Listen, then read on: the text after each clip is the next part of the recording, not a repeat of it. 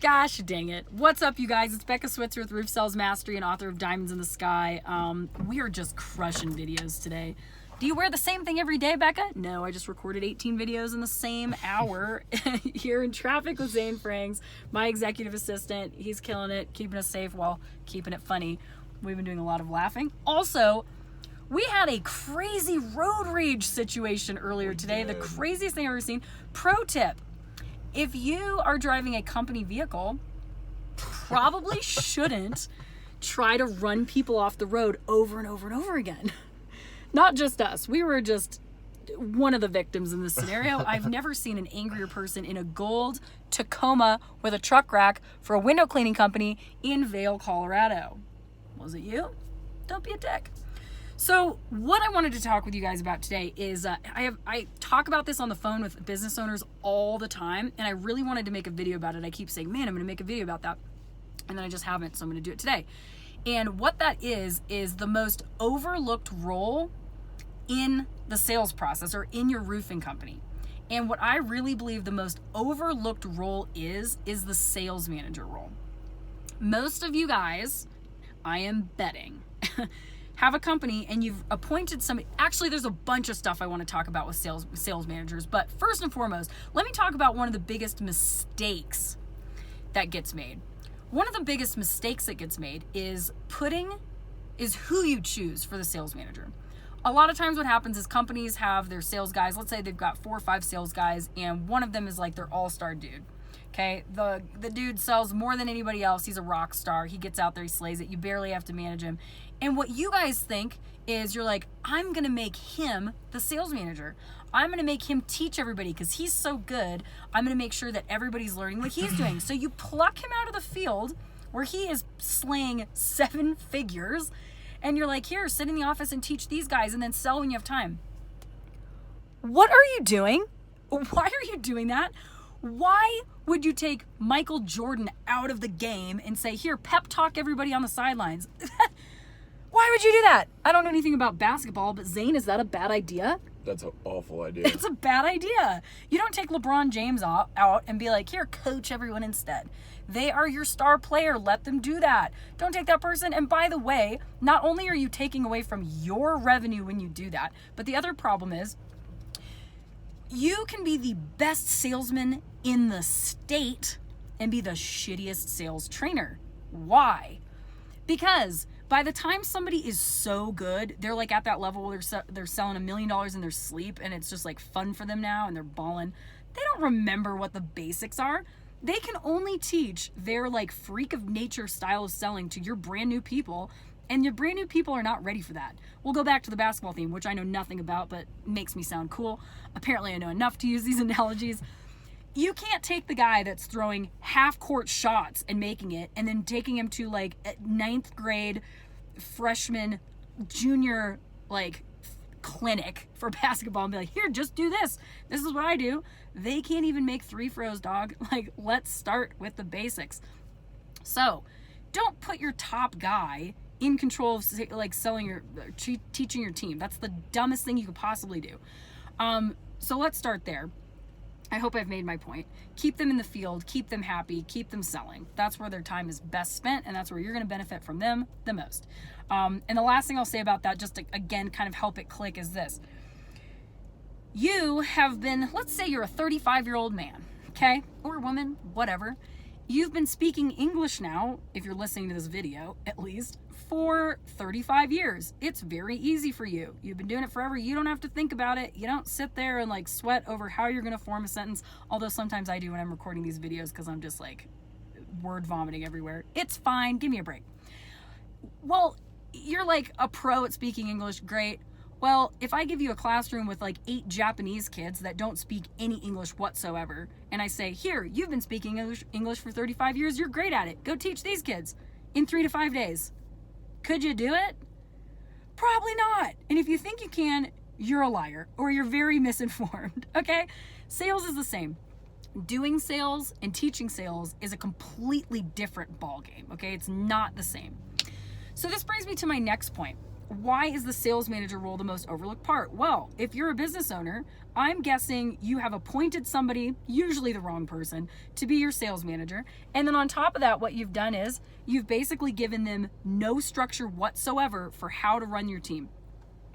Remember, let's first define the sales manager role. What do they do?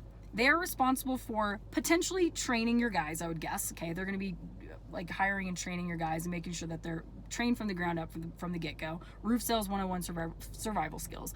But the next part is they're going to run sales meetings. They're going to hold your team accountable. They're going to motivate your team. They're going to teach them stuff.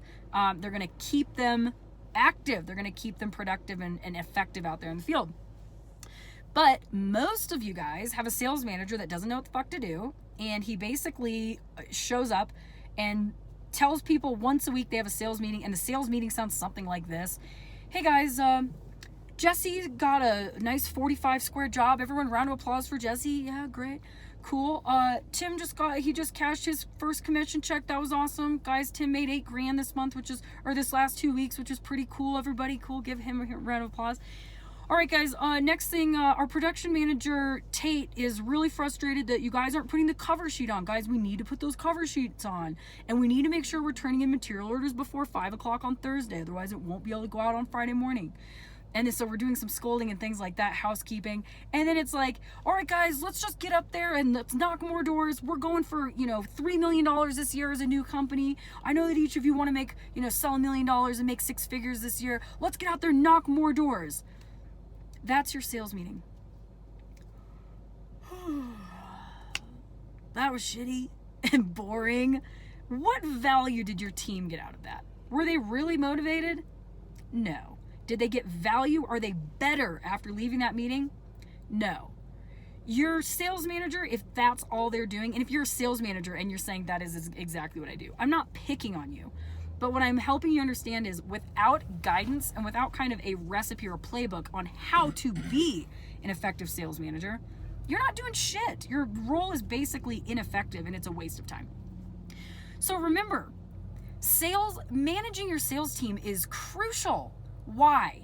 Because hiring a sales team is not, I hire them, I train them, and then I let them loose.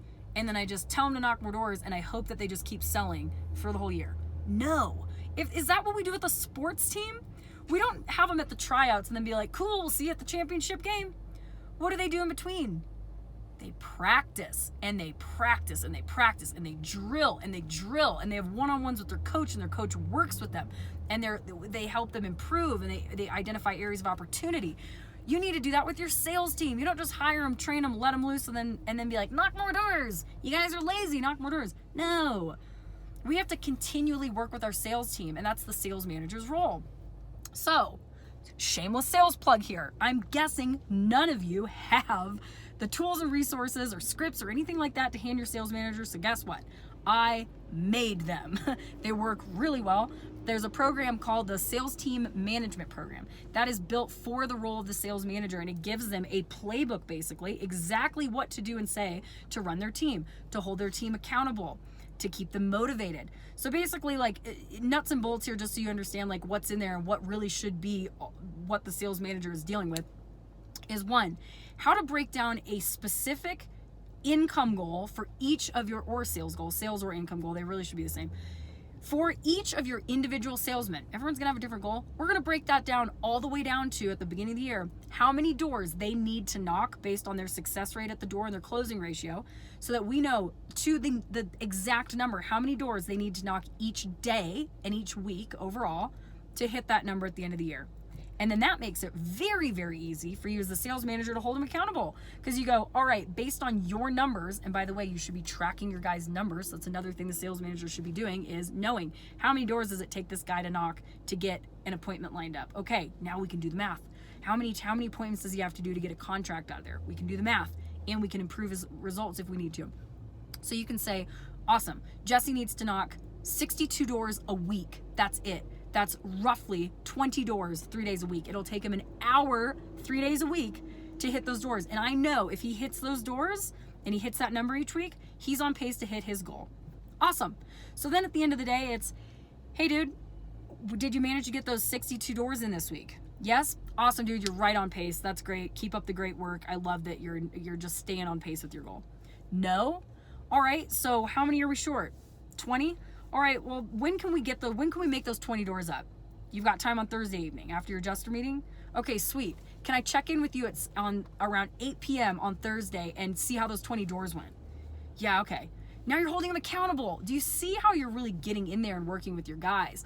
So that's one thing, okay, is holding them accountable, breaking down a sales goal, having action goals, all right, action steps. The next thing we teach them is how to run a proper sales meeting, okay? I give you 17 pre-written sales meetings, by the way, so you can see like exactly what I mean, but it shows you the structure, like how to deliver value, how to run drills, how to practice, how to really dish out positive feedback and like recognition and make your team excited to be there and make them excited when they leave to go out and kick ass. We want them to do that. The sales meeting can be a wonderful opportunity to practice sales skills and to get the team like jacked up and get everybody on the same page if you do it correctly. So that's in there. I've got a bunch of different very sophisticated payment and like commission structures to help your guys stay motivated to sell. What happens when your best guys get fat and happy in August, September? They've got, healthy fat chunk of money in the bank and they're like, I don't really want to work anymore. I want to go to Vegas and I want to spend all my money on toys and other toys, whatever they do. I'm just kidding. I don't want you guys to do cocaine. It's just a roofing joke. Don't leave me a comment and be like, Becca, why are you promoting that? I'm not. I'm just saying I know what some of you guys do. Please. So we want to keep them selling. Well, here's a way to do it is make sure that every month there's an incentive to hit a certain number. I teach you exactly how to do that with their pay structure, with their bonuses, stuff like that. I show you different contests that you can run, bonuses throughout the year that help keep your guys motivated to get out there and keep selling, even if they're feeling comfortable with their financial situation. We have how to hold people accountable without feeling like a slave driver, and also how to not fall prey to the buddy system. There's two problems being a sales manager typically. One is you're either going to be too much of a buddy so they're not going to listen to you. That doesn't work. Or you're going to be like a slave driver and they're not going to want to listen to you. So I teach you exactly what to say. Here's how to offer correction when they need it. Here's how to motivate people without cracking a whip and feeling like you're being annoying and nagging and stuff like that. I teach you exactly how to be an effective manager by how to communicate with your guys. So that's in there as well. Other stuff. Let's see. There's a lot of different tools for just like tracking their results and holding them, like seeing what activities they're doing and what results they're getting out of that. It's loaded with stuff. There's a bunch of material in there. So use it, please. Because remember, your sales team is your company. Without them out there selling and being badasses, you got nothing. I don't care how fancy your company trucks are. I don't care how cool your office space is. I don't care what your Yelp review status is. If you don't have salesmen who are freaking great at what they do and they're not out there selling, I'm slowly disappearing into the sun. I don't know what's happening. It's fine. You don't have a company. So let's make sure that we are, they're your garden. Let's water them. Let's fertilize them. Let's give them plenty of sunshine. The sales manager is the person that's responsible for that. So let's make sure that they're doing that. Anyways, this has been a long one. Again, please don't email me and say, Becca, I would watch your videos, but you talk about drugs and you swear sometimes. Please don't. I'm not here to make everyone happy. I'm here to deliver my message authentically. So that's what I'm here to do. Guys, I love you so much. I hope you're doing great out there this year. As always, subscribe to the YouTube channel. Obviously, I'll give you some more tips and tricks here. My real content is in my programs that I painstakingly built and spent thousands of hours building. Go to www.roofsalesmastery.com. You can enroll right there. Pick the programs that you're looking for. You can get them and get in on what I'm teaching. So that should be it, guys. You're doing great. Can't wait to talk to you again. Adios, amigos. Bye.